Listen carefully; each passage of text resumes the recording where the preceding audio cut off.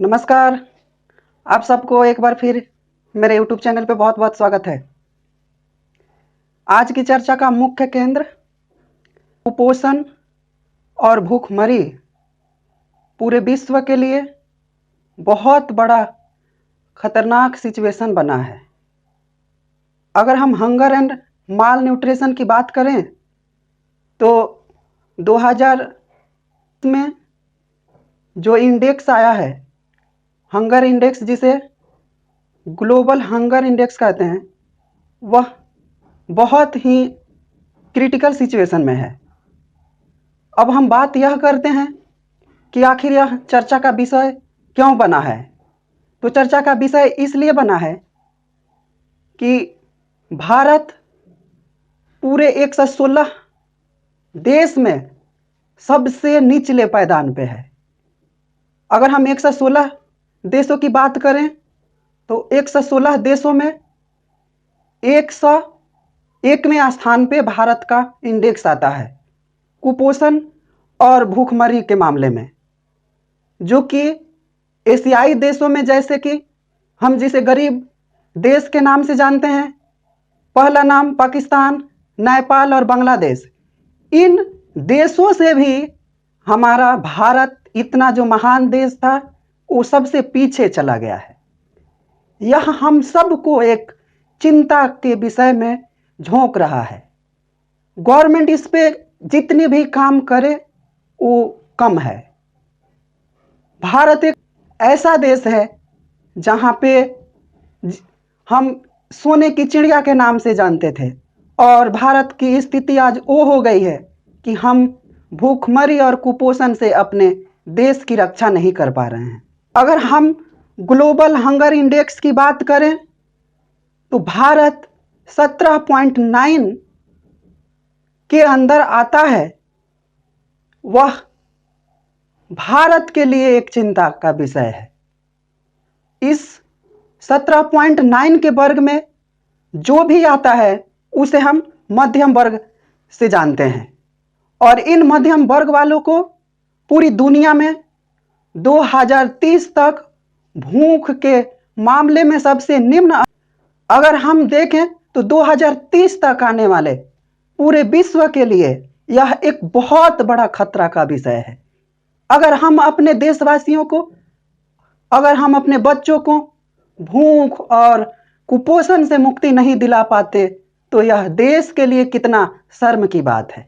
यह सोचने की बात है, यह समझने की बात है कि आखिर हम क्यों अपने देशवासियों, अपने बच्चों को अच्छी न्यूट्रिशन नहीं दे पा रहे हैं।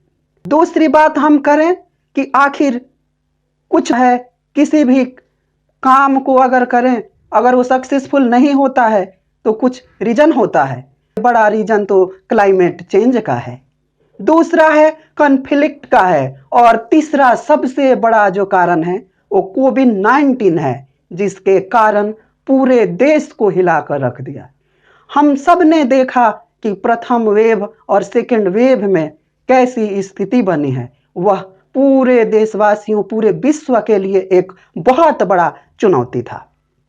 कोविड-19 महामारी को हम देखते हुए यह कह सकते हैं कि यह भी एक बहुत बड़ा कारण था, जिसके कारण भूखमरी और कुपोषण की स्थिति और ज्यादा तेजी से बढ़ी है। दूसरी हम बात करें तो अफ्रीका, साउथ एशिया विश्व के लिए एक ऐसा क्षेत्र है जहां भूख का स्तर सबसे अधिक बढ़ा है, जिसके अंदर अपना इंडिया भी आता है। इन दोनों देशों में अगर भूख की देखें तो भूख एक बहुत बड़ा खतरा का विषय बना हुआ है। वहीं भारत की अगर हम बात करें तो भारत को 2021 GHI मतलब ग्लोबल हंगर इंडेक्स के स्कोर में देखें तो उसका स्कोर सबसे निचले पायदान 27.5 है, जो भारत के लिए भूख का स्तर स्थिति को बहुत गंभीर बना देता है।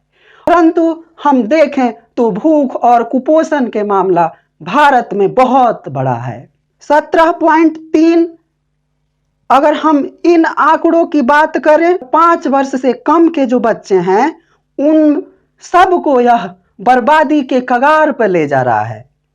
उसके अलावा अगर हम कुपोषण और जनसंख्या के मामले में देखें तो 15.3% अभी तक बना हुआ है, जो भारत के लिए बहुत चिंता का विषय है। 5 साल से कम उम्र के अगर बच्चों को हम देखें, मृत्यु दर की संख्या 3.4% अभी तक बना हुआ है। यह भी तो एक चिंता का विषय है कि जिसका मुख्य कारण तो कुछ और ही है, और मुख्य कारण तो हम सब जानते हैं कि वह मुख्य कारण क्या है। हम पहला अगर कारण देखें तो फंड रिलेटेड जो बजट है, उस बजट में 2021 और 22 के लिए बाल पोषण के लिए कंपेयर करें 2020 और 21 से, तो हम यह पाते हैं कि मामला तो यहाँ गड़बड़ है भाई साहब। मामला इसलिए गड़बड़ है कि 2020 और 21 के मामले में और आगे बढ़ाना चाहिए था बजट, तो और बजट को घटाकर 18.5% कर दिया। जनसंख्या के मामले देखें तो और हमें इस बजट को इंक्रीज करना चाहिए था, और बजट को हमने क्या किया, डिक्रीज कर दिया। अगर हम ICDS की बात करें तो 2020 के इंडेक्स के नियंत्रण के हिसाब से अगर हम देखें तो हम यह पाते हैं कि जितना बजट एलोकेट किया गया था 1,42,000 करोड़ रुपए के बावजूद स्टेट को मात्र 908 करोड़ रुपए ही दिए गए, जिसमें पूरा देश का राज्य है, उसमें केंद्र शासित प्रदेश भी आता है। अब बताइए बाकी का पैसा कहां गया? धरती में समा गया कि आकाश में चला गया या पाताल के? इसका खुलासा तो जब तक केंद्र सरकार नहीं करेगा तो हमें पता ही नहीं चलेगा। उसके अलावा अगर हम निगरानी की बात करें तो इसमें भी बहुत बड़ा घपला है। कोई भी स्कीम हम अगर पब्लिश करते हैं तो उसमें सबसे पहला एक चीज यह रहता है कि उसकी निगरानी, उसकी जांच कैसे हो रही है। अगर उसमें ही हम ढिलाई कर दें तो फिर तो भाई बात यहाँ पे कहीं और चला जाता है। निगरानी के लिए एक स्पेशल बॉडी का निर्माण किया। वह स्पेशल बॉडी 2017 में एस्टेब्लिश हुई, जिसका नाम है कॉमन एप्लीकेशन सॉफ्टवेयर। इसको एस्टेब्लिश करने के बाद यह बहुत अच्छी तरह से काम कर रही थी, परंतु फिर मामला कुछ गड़बड़ लगा। निष्क्रिय होने का मतलब यह है कि काम करना ही बंद कर दिया, जिसके कारण प्रशासन और हमारे बच्चे जो कुपोषित है, इसके कारण और भी डेटा का इंक्रीज होना लाजमी है। तो हमें पहले तो निगरानी अच्छी तरह से करनी चाहिए। अगर निगरानी ही गलत हो गया तब तो पैसा कोई अलग दिशा में चला जाएगा। और इसमें बात केवल सेंट्रल गवर्नमेंट की ही नहीं, स्टेट गवर्नमेंट का भी है। तो जानकार हैं वह कहा करते हैं कि अगर काम करना है तो स्टेट और सेंट्रल को मिलकर ही काम करना पड़ेगा, और दोनों को ईमानदारी से तालमेल बनाकर ही काम करना पड़ेगा। कॉमन एप्लीकेशन सॉफ्टवेयर की बात करें तो यह संस्था सितंबर 2020 में काम नहीं कर रही है, और काम नहीं करने का मतलब तो यह होता है कि कुपोषण और जो भूखमरी की स्थिति है उसको और ही नजरअंदाज कर दिया जा रहा है, जिससे ऐसा लगता है कि हमारे बच्चे से तो समझौता कर लिया गया है। अरे फूल जैसे मासूम बच्चों से क्या दुश्मनी है?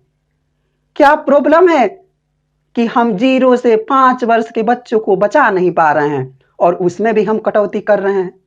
यह कितनी शर्म की बात है कि हम फूल और मासूम जैसे बच्चों के साथ ही उसके हक की जो अनाज है, उसके हक की जो पोषण है, उसे भी हम चट कर जा रहे हैं। यह मामला बहुत गंभीर है और पूरे विश्व में यह मामला गंभीरता से लिया जा रहा है, और भारत इसमें मुझे तो पीछे ही दिखाई पड़ता है। क्योंकि जिस पाकिस्तान और बांग्लादेश के बारे में हम आलोचना करते नहीं थकते, वह तो भाई हमसे भी ऊपर है। और हमसे ऊपर होने का तो मतलब साफ है कि वहां की स्थिति हमारे देश से कुछ बेहतर है। मैं बाकी मामलों में तो उन देशों की बड़प्पन नहीं करूंगा, परंतु इस मामले में उन देशों की पीठ थपथपाने की जरूरत है। क्योंकि हंगर इंडेक्स की माने तो बांग्लादेश, पाकिस्तान, नेपाल तो भारत से बहुत आगे निकल चुका है। क्या यह हम लोगों के शर्म की बात नहीं है? हम लेक ऑफ डिसेंट्रलाइजेशन की बात करें तो इसमें भी तो प्रॉब्लम साफ साफ दिखता है कि हम अपने उपभोक्ताओं को, उन्हें बाजार तक अपनी अनाज और फूड को हम पहुंचा नहीं पाते हैं। और इसका एक और कारण है कि उसके साथ ही गवर्नेंस, रिसोर्सेस, डिसेंट्रलाइजेशन और डेवलपमेंट ऑफ एक्शन की भी बहुत कमी है। अगर हम डिसीजन मेकिंग की लें तो डिसीजन मेकिंग का भी तो एक बहुत बड़ा फेलियर है। डिसीजन मेकिंग हो गया, उसके बाद गवर्नेंस हो गया, रिसोर्सेस हो गया, डेवलपमेंट एक्शन हो गया। जब इन मामलों पर कोई अच्छे से विकास नहीं होगा तो फिर हम कैसे समझ पाएंगे कि हम अपने उपभोक्ताओं के लिए अच्छी सुविधा प्रदान कर रहे हैं। अगर हम बात करें वेस्टेज की तो वेस्टेज भी तो बहुत हद तक हमारे देश में हो रहा है। 40% ऐसे फ्रूट और वेजिटेबल है जिसको हम सब वेस्ट कर देते हैं, और 30% ऐसे अनाज हैं जो पैदावार होने के बाद अच्छी तरह संरक्षण, अच्छी तरह निगरानी नहीं करने के कारण वेस्ट हो जाते हैं। अगर हम यह भी बात करें कि फसल तो बर्बाद करने में हम सबका ही हाथ है, और हम सबका हाथ इस तरह है कि हम बड़े बड़े रेस्टोरेंट और होटल में जाया करते हैं, खाना मंगाया 10,000 का और पक्षियों की तरह चुन चुन कर खाया और बाकी खाना वैसे ही वेस्ट कर गया। क्या हम इसके जिम्मेदार नहीं है कि उन गरीब, मजलूम, मासूम बच्चों को जो भोजन नहीं मिल रहा है उसका कारण तो हम यंग जनरेशन भी है। मैं पुराने जमाने की बात करूं, मैंने अपने लाइफ में यह देखा है कि गांव की जो किसान होते हैं, बूढ़े माता पिता होते हैं, वो एक एक धान को, एक एक अनाज को चुनकर अपने बास्ते में स्टोर कर लेते हैं। मैंने एक व्यक्ति से पूछा कि आखिर एक दाने को उठाकर बस्ता में रखने का क्या मतलब है, इतना तो हम बर्बाद कर देते हैं। तब उन्होंने मुझसे कहा कि एक एक अनाज भी अगर हम संचय करके रखें तो एक ना एक दिन यह किसी ना किसी व्यक्ति के काम आ जाएगा। अगर यही एक अनाज हम छोड़ देते हैं तो पता नहीं कब हमें यही एक अनाज खाने के मोहताज हो जाएंगे। और मुझे यह अनुभव होता है कि वह स्थिति अब तो क्रिएट हो ही गया है कि हम जितने अनाज को संरक्षण नहीं दे पाते उतने अनाज तो हम ऐसे वेस्ट कर देते हैं। जिस थाली में हम खाते हैं उस थाली में हम न जाने कितने अनाज को हम छोड़ देते हैं, और उसका प्रभाव हमारे बच्चों, गरीब व्यक्तियों जिन्हें खाने के लाले पड़े हैं उन्हें पड़ता है। क्या हम भी इसके तो जिम्मेदार हैं? हम चाहें तो पूरा देश मिलकर हम अपने बच्चों को कुपोषण से मुक्ति दिला सकते हैं। क्या यह गवर्नमेंट की ही जरूरत है और गवर्नमेंट की ही यह स्कीम है कि वह सबको मुहैया कराएं? क्या हमारे आसपास में जितने भी गरीब बच्चे जिन्हें भोजन के लाले पड़े हुए हैं, क्या हम अपने हक से कुछ भोजन उन्हें प्रोवाइड नहीं कर सकते? हम कर सकते हैं। उसके लिए तो हमें पहले ह्यूमन तो बनना पड़ेगा। हम आजकल अपनी ह्यूमैनिटी से अलग हो रहे हैं, हम सेल्फिश हो रहे हैं। हम दूसरों को आगे बढ़ते हुए नहीं देखना चाहते। यह एक ह्यूमन कल्चर से पूरी की पूरी तरह अलग होते जा रहा है। यह संसार ह्यूमैनिटी के लिए जाना जाता है। इसी के साथ यह कक्षा यहीं तक समाप्त होती है, क्योंकि यह हंगर इंडेक्स्ड और हंगर माल न्यूट्रिशन बहुत बड़ा टॉपिक है। तो इसको हम अगले नेक्स्ट भाग में हम पार्ट 2 करके लाएंगे, जिसको देखना बहुत जरूरी है, क्योंकि उसमें हमने गवर्नमेंट को सुझाव दिया है और उसको यह बताया है कि इसमें क्या क्या खामियां हैं और इसे कैसे हम पूरी तरह से एस्टेब्लिश करके निगरानी करके देख सकते हैं। तो आप मेरी नेक्स्ट क्लास जो आने वाली है उसे आप जरूर देखें। धन्यवाद। इसी के साथ यह कक्षा यहीं तक समाप्त होती है, क्योंकि यह हंगर इंडेक्स्ड और हंगर माल न्यूट्रिशन बहुत बड़ा टॉपिक है। तो इसको हम अगले नेक्स्ट भाग में हम पार्ट 2 करके लाएंगे, जिसको देखना बहुत जरूरी है, क्योंकि उसमें हमने गवर्नमेंट को सुझाव दिया है और उसको यह बताया है कि इसमें क्या क्या खामियां हैं और इसे कैसे हम पूरी तरह से एस्टेब्लिश करके निगरानी करके देख सकते हैं। तो आप मेरी नेक्स्ट क्लास जो आने वाली है उसे आप जरूर देखें। धन्यवाद।